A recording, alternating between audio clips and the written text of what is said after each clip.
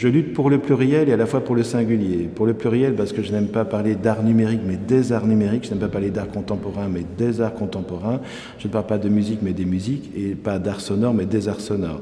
C'est pareil pour toutes les formes, on ne peut pas les réduire à quelque chose qui serait une forme assez dictatoriale, par exemple, qui serait dictée avant tout par la technique et non pas par le dépassement de cette technique-là ou l'intégration de cette technique à des formes d'écriture ou de langage autres.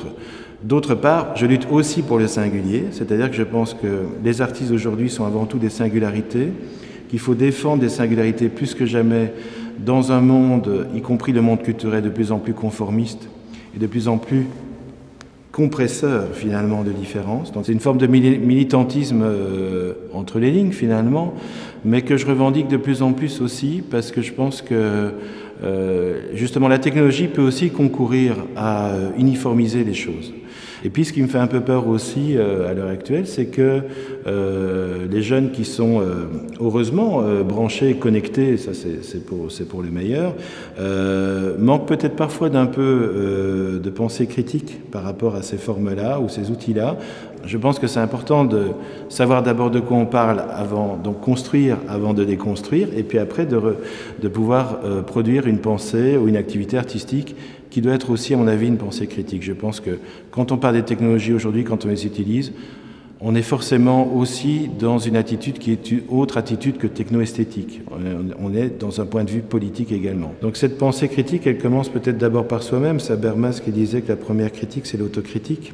Quand on est commissaire du peuple, non pas du peuple, mais du peuple artistique temporaire ou du peuple culturel temporaire, comme moi, on doit d'abord se remettre en question. Donc c'est d'abord une position personnelle, cette pensée critique. C'est une pensée donc de retour réflexif sur soi.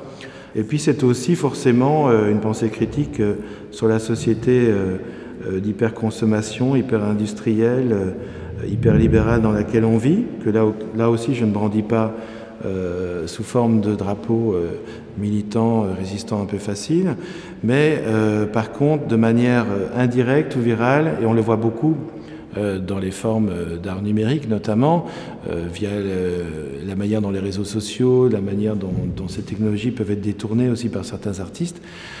C'est certain qu'on aime aussi, à côté de formes plus ludiques, à côté de formes poétiques, avoir des formes qui dérangent en tout cas, ou en tout cas qui posent une question. À partir du moment où tu poses une question, tu es déjà plus dans l'affirmation du consensus, et c'est ça que j'aime bien.